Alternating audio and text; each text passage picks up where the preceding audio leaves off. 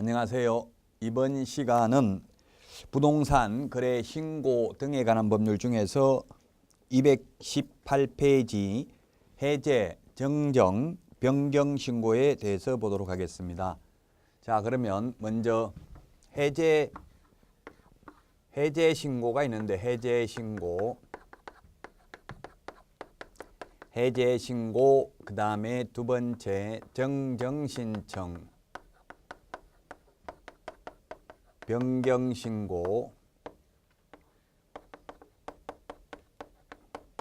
신고가 있는데, 해제 신고는 작년에는 개업 공인중개사가 해제 신고를 할 때에도 거래 당사자의 서명 또는 날인을 받아두어야 한다는 규정이 있었는데 작년 6월에 삭제됐습니다. 따라서 이제 개업공개사가 해제 신고할 때에는 개업공개사만 서명 또는 날인하면 되고, 거래 당사자가 해제 신고할 때는 거래 당사자만 서명 또는 날인하면 되는 것으로 개정되었습니다.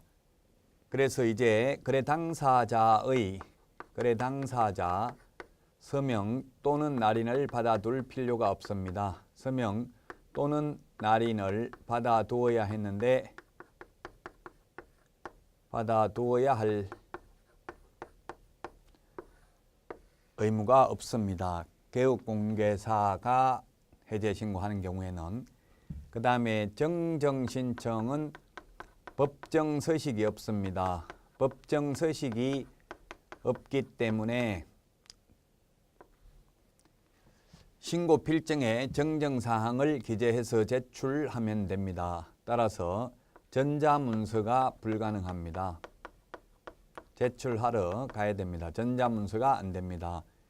그 다음에 변경신고는 등기법에 따른 등기 신청 전에만 할 수 있습니다. 등기 신청 전에 가능하고, 변경신고 다만 면적 변경 없이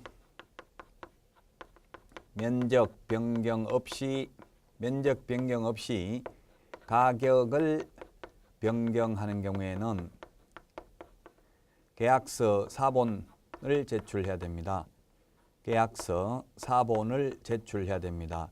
제출하러 가야 되니까 방문 신고만 가능하고 역시 전자문서가 안 됩니다.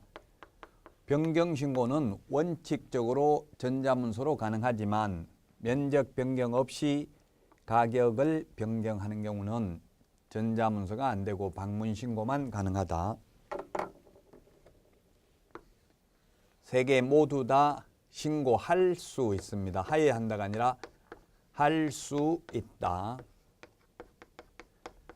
그래서 최근에 뉴스에 많이 나오고 있는 게 자전거래, 이런 것들이 서울에서 자전거래, 시험에 자전거래라고는 나오지는 않겠지만 시사성이 있는 내용인데, 즉 부동산 거래 신고를 해서 가격을 높이 해가지고 가짜로 부동산 거래 신고를 하고 실제 계약하지도 않고 해제 신고를 하지 않아 버리면 그게 실거래 가격으로 사이트에 올라가 버리면 손님들이 오면 한 달 전에 실거래 가격이 이렇게 거래됐다, 이런 식으로 해서 가격을 조작하는 경우가 있을 것으로 의심하고 있습니다. 왜냐하면 해제 신고를 할 수 있고 하여야 하는 게 아니기 때문에 부동산 거래 신고하고 해제 신고를 하지 않아도 처벌 규정은 없습니다. 자, 그러면 우리 교재를 보고 보충하도록 하겠습니다.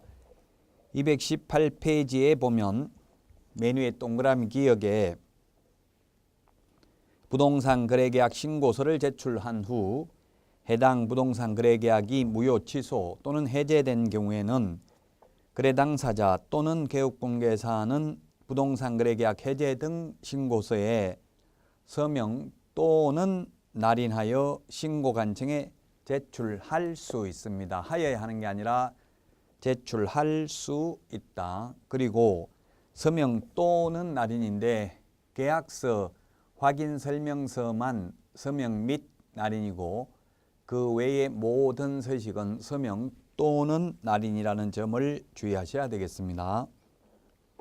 니은에 보면 신고를 받은 신고관청은 그 내용을 확인한 후 부동산 거래계약 해제 등 신고서를 신고인에게 지체 없이 발급해야 된다. 작년 초까지는 적시였습니다. 그러나 지금은 지체 없이 발급해야 됩니다. 부동산 거래 신고와 관련되는 것은 모두 지체 없이가 되겠습니다.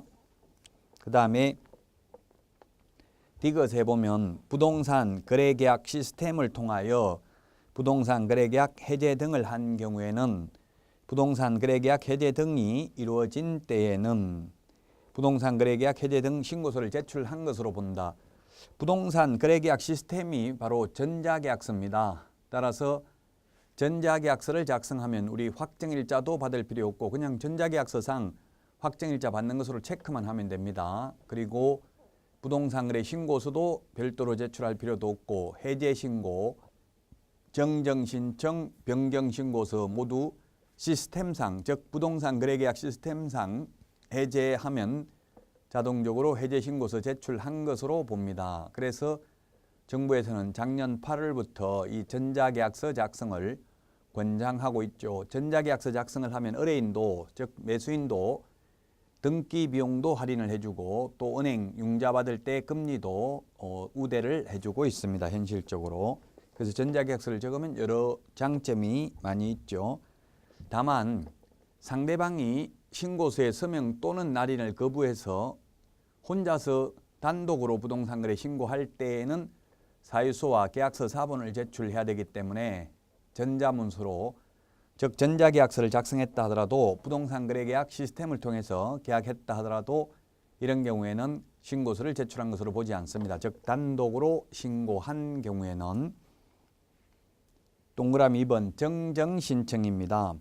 정정이라는 것은 오타 고치는 겁니다. 처음부터 잘못 적은 것을 고치는 것을 정정이라고 하고, 변경이라는 것은 처음부터 잘못 적은 게 아니라 추후 합의에 의해서 내용을 변경하는 경우를 말합니다.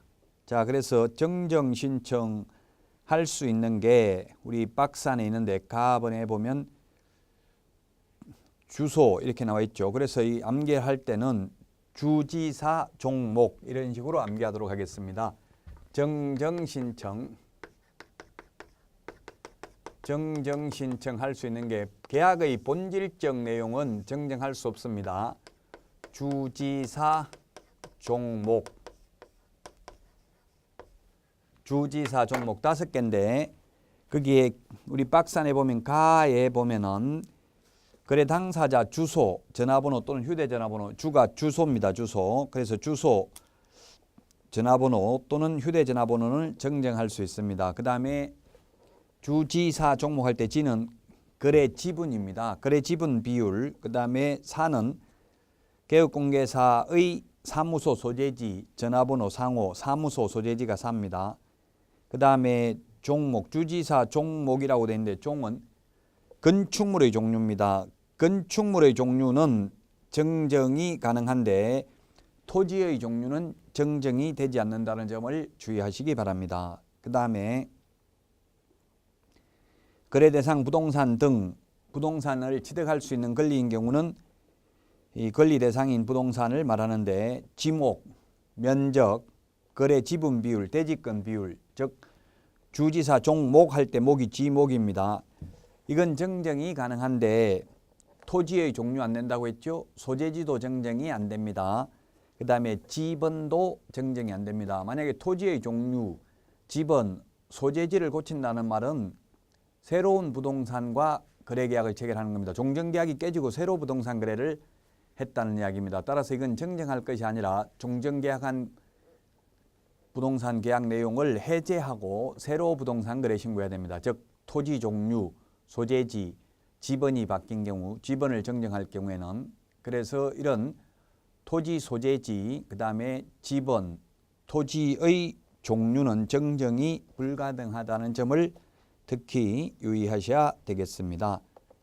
박스 밑에 보면은 니은의 정정 신청서는 조금 전에도 이야기했지만 법정 서식이 없다고 했죠.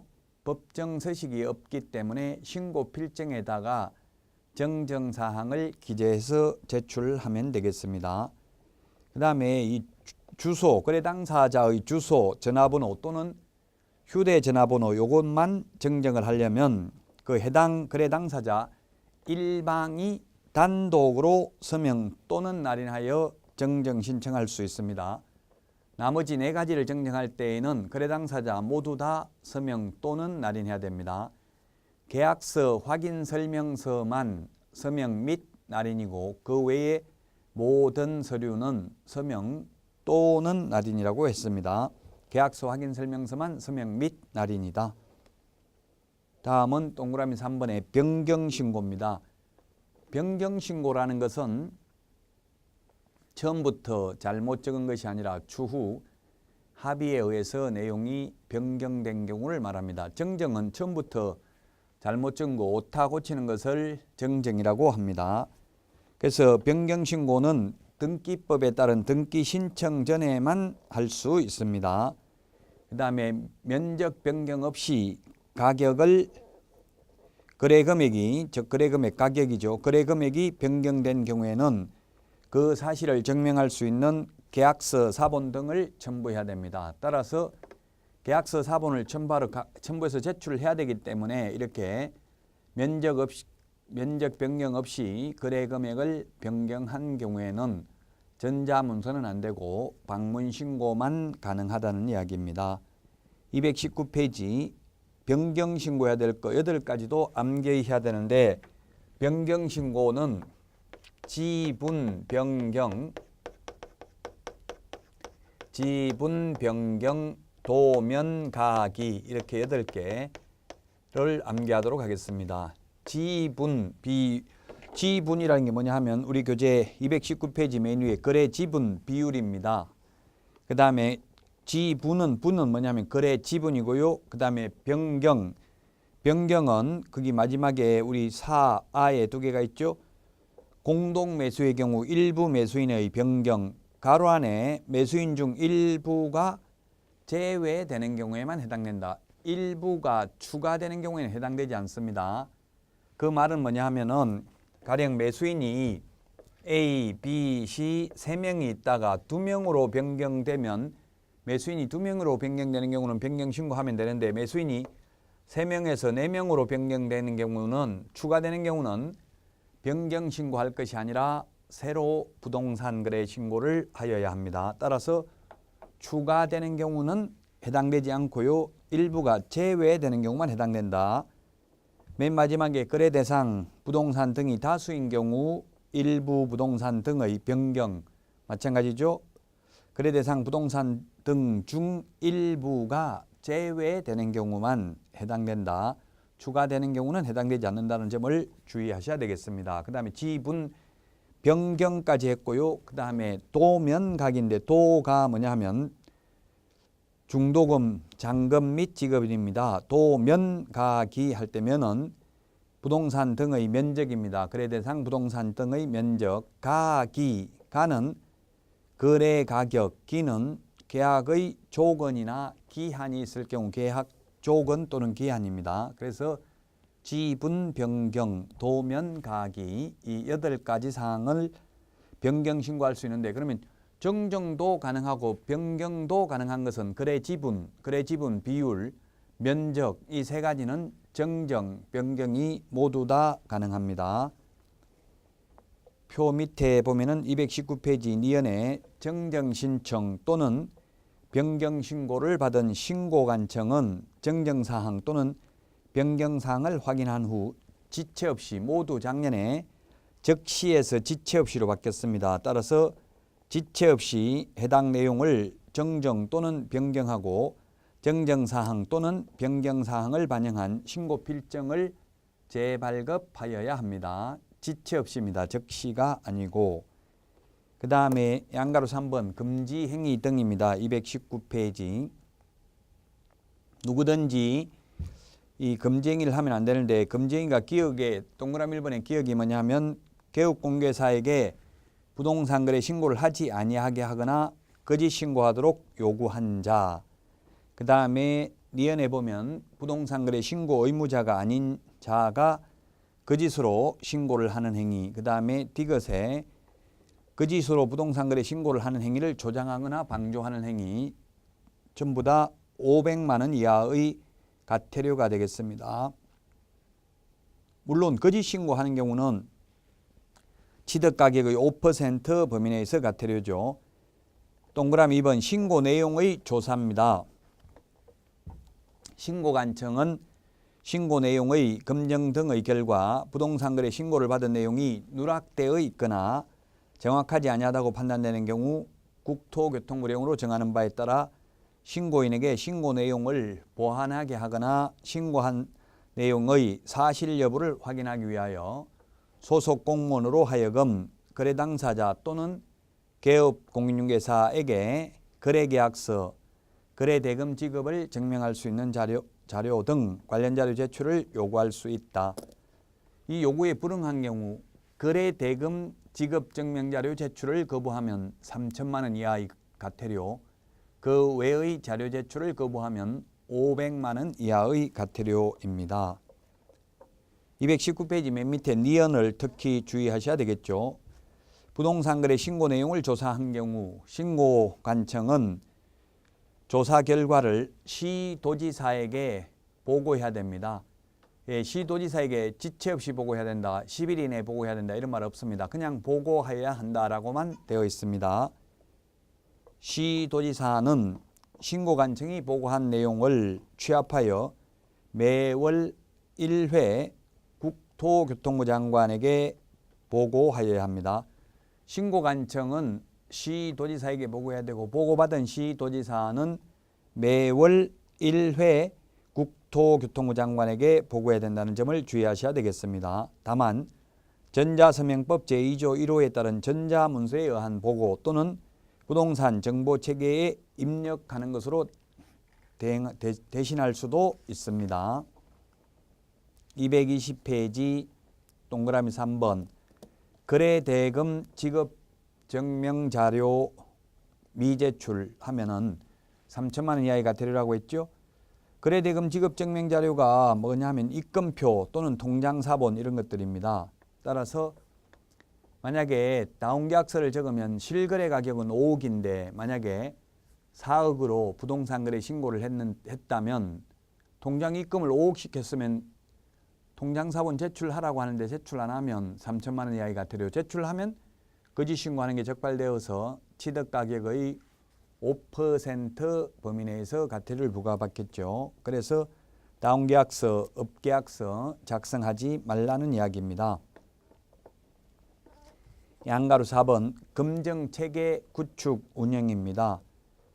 동그라미 1번 그 주어가 시험에 나왔죠. 국토교통부 장관은 대신에 시험에 신고관청은 이렇게 X로 출제되었습니다. 국토교통부 장관이 검증체계 구축 운영해야 되고요. 그 검증체계에 의해서 실거래 가격을 검증하는 사람은 신고관청입니다. 즉 시장, 군수, 구청장이 되겠습니다. 동그라미 1번, 2번 주어를 바꿔서 시험에 출제한 경우가 있습니다. 국토교통부 장관이 검증체계를 구축 운영해야 되는데 두 번째 줄에 보면 토지 및 주택가액입니다. 즉 토지하고 주택만 검증체계가 구축 운영되고 있고요. 상가에 대해서는 현실적으로 검증체계가 구축 운영되고 있지 않습니다. 따라서 상가는 만약에 지방세 시가 표준액보다 낮은 가격으로 샀다 하더라도 실거래 가격으로 세금 내는 게 아니라 지방세 시가 표준액으로 내야 됩니다. 왜냐하면 검증체계가 구축 운영되어 있지 않기 때문에 그렇습니다.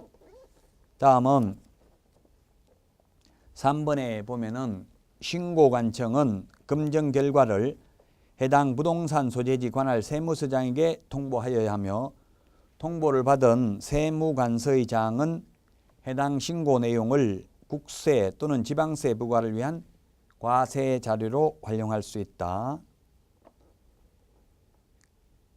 그 다음에 동그라미 5번 국토교통부 장관은 부동산 거래 가격 검증체계 구축 운영을 위하여 신고관청에 신고 내용의 조사 결과 또는 신고 가격 적정성 검증 결과 등에 대한 자료 제출을 요구할 수도 있습니다. 양가로 5번 포상금인데 이 포상금은 시험에 한 문제가 출제될 가능성이 아주 높습니다.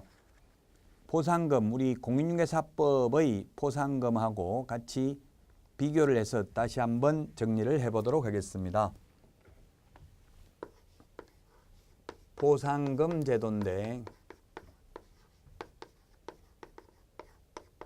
미국의 유력 일간지에 한국은 조직적으로 스파이를 양성하는 국가다 이렇게 기획 취재를 해서 기사가 나온 적이 있는데요. 그것을 읽어보니까 우리나라에서 이 파파라치 제도가 수백 개가 넘는답니다. 즉 몰래 신고하면 포상금 주는 제도, 국민 정서 함양을 위해서 결코 바람직한 것은 아니라고 봐야 되겠죠.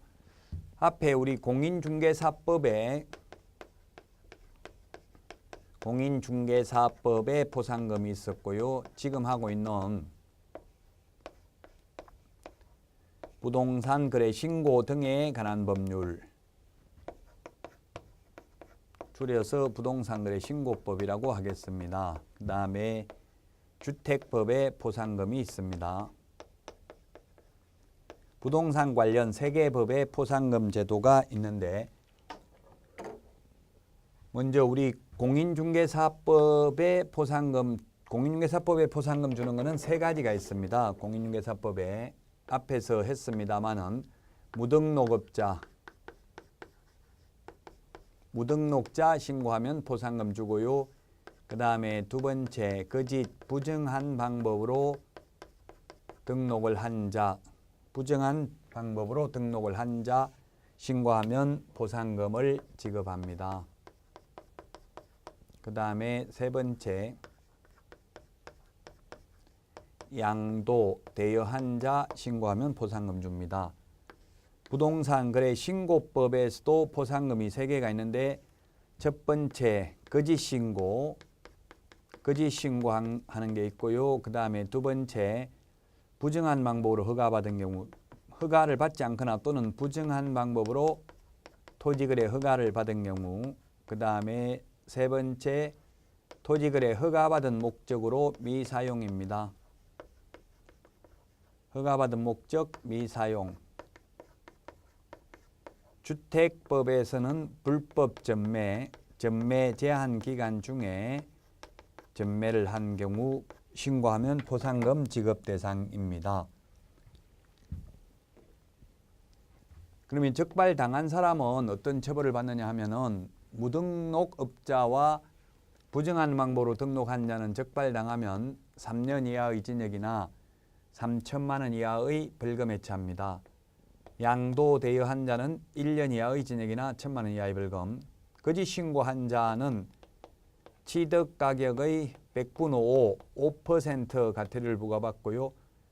부정한 방법으로 허가받은 자는 2년 이하의 징역이나 당해 토지 취득 가격의 100분의 30에 상당하는 금액 이하의 벌금에 처합니다. 그 다음에 허가받은 목적대로 사용하지 않는 경우에는 이행강제금을 토지 취득 가격의 10% 이행강제금을 1년에 한 번씩 토지 거래 허가받은 목적대로 사용해야 되는 의무 기간 동안 부과를 합니다. 주택법에서 불법 전매를 하다가 적발된 자는 3년 이하의 징역이나 3천만 원 이하의 벌금이 되겠습니다. 그러면 포상금 액수를 보면은 공인중개사법에서는 포상금이 50만 원입니다. 그 다음에 부동산거래 신고법에서 거짓으로 신고한 자는 포상금이 과태료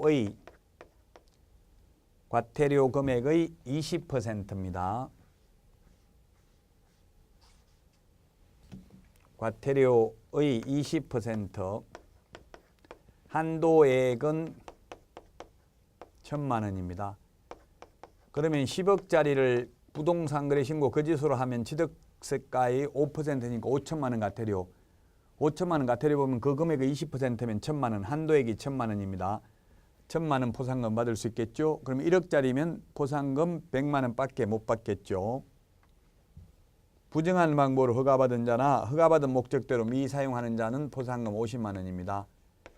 그 다음에 불법 전매는 포상금이 1천만 원입니다.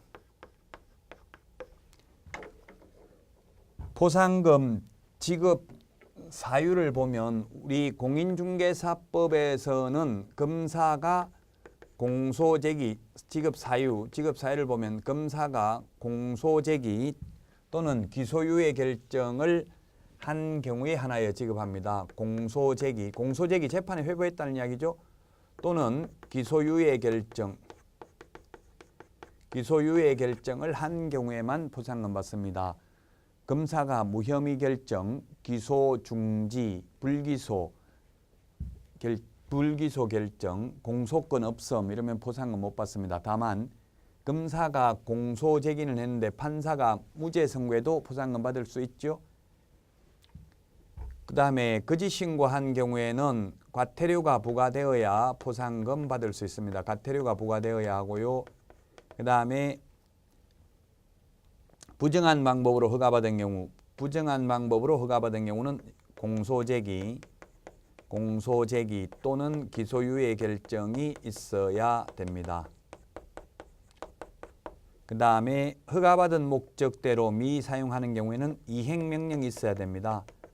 3개월 이내 기간을 정하여 이행명령을 하죠. 그래도 이행명령에 따르지 않는 경우에는 취득가액의 10% 이행강제금을 허가받은 목적대로 사용해야 되는 의무기간 동안 부과를 합니다. 주택법에서 포상금 받으려면은 역시 공소제기 또는 기소유예 결정이 있어야 됩니다. 그 다음에 포상금 액수는 이 공인중개사법에서 포상금 50만 원은 국고에서 50%, 100분 50 지원할 수 있습니다. 지원 가능하다. 그 다음에 부동산거래 신고법에서는 전액을 시군구 재원으로 충당을 해야 됩니다. 전액 시군구 재원이다. 그 다음에 주택법에서는 전액 국고로 지급을 해야 됩니다. 공인중개사법에서는 포상금 지급 결정일로부터 1월 이내에 포상금을 지급해야 됩니다. 그런데 부동산거래신고법에서는 접수된 날로부터 포상금 지급 신청서가 접수된 날로부터 2월 이내에 포상금을 지급해야 됩니다. 주택법에서는 신청일로부터 30일 이내에 포상금을 지급해야 됩니다. 행정기관에 의해서 발각되기 전에 미리 신고를 해야 되겠죠. 그 다음에 2인 이상이 공동으로 신고를 하는 경우 한 번에 여러 명이 오면은 각각 지급하는 게 아니라 균분입니다. 균등하게 배분합니다. 그런데 여러 건수가 접수되었다. 오늘도 신고가 들어오고 내일도 신고가 들어오고 신고가 여러 번 했다면 2명 이상이 신고를 했는데 여러 번 했다고요. 여러 건수가 접수됐으면 최초로 신고 또는 고발한 자에게만 지급합니다. 처음 올 때 여러 명이 2명 이상이 동시에 오면 균등하게 배분을 합니다.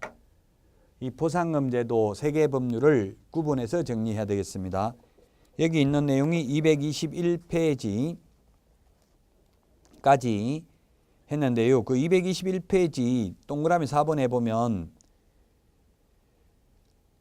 포상금을 지급하지 않는 경우 기억, 공무원이 직무와 관련하여 발견한 사실을 신고한 경우 니은에 해당 위반행위를 하거나 위반행위에 관여한 자가 신고하거나 고발하는 경우 그 다음에 디귿에 보면 익명이나 가명으로 신고 또는 고발하여 신고인 또는 고발인을 확인할 수 없는 경우는 포상금 지급하지 않습니다. 그 다음에 222페이지 위반 시 제재를 보도록 하겠습니다. 3천만 원 이하의 과태료 222페이지입니다. 앞에서도 말씀드렸죠.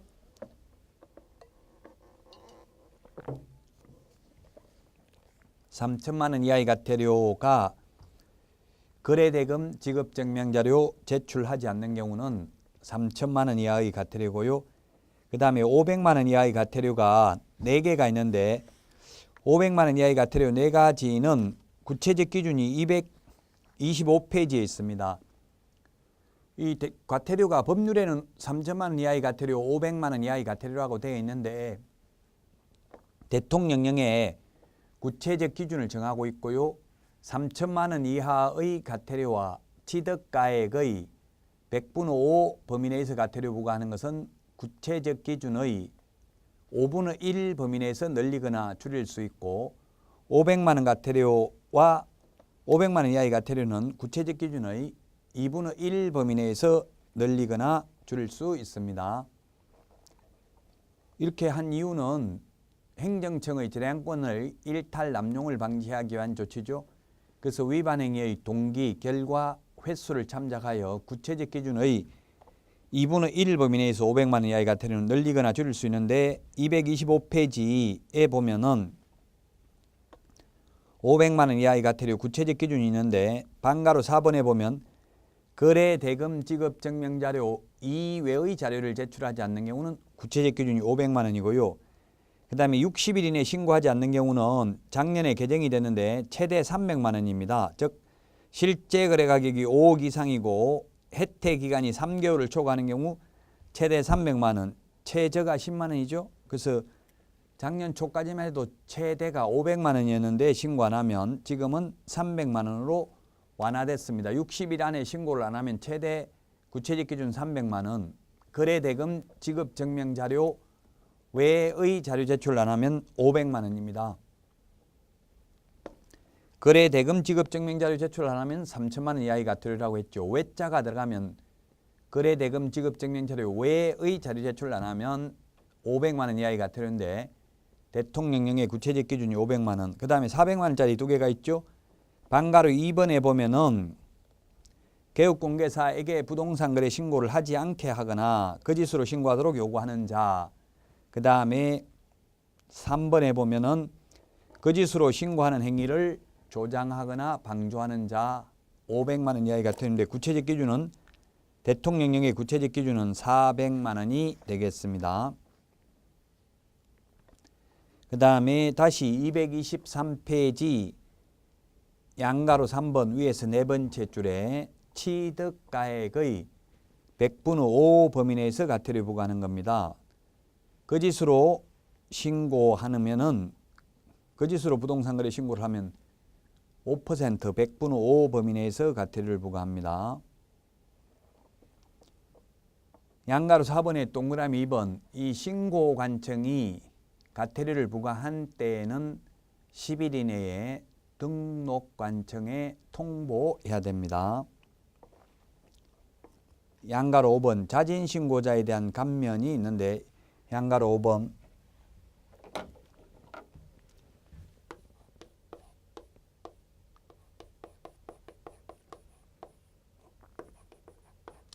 자진신고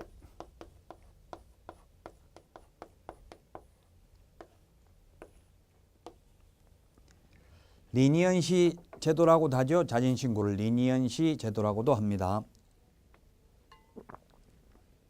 이런 리니언시 제도가 있는 이유는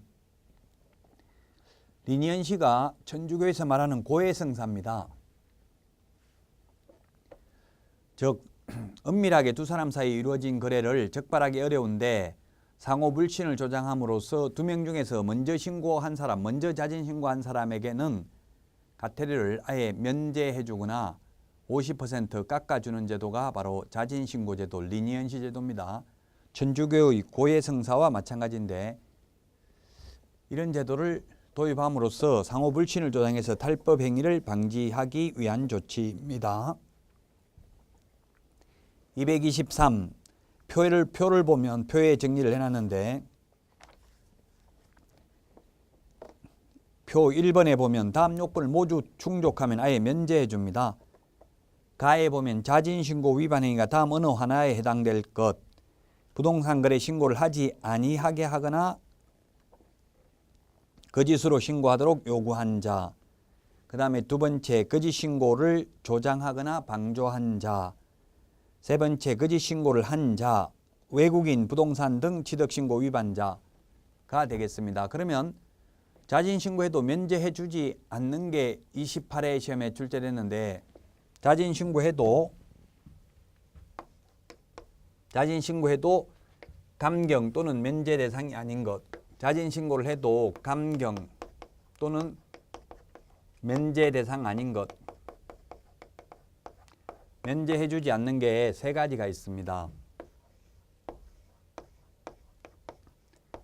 60일 이내 미신고, 그 다음에 거래대금 지급증명자료,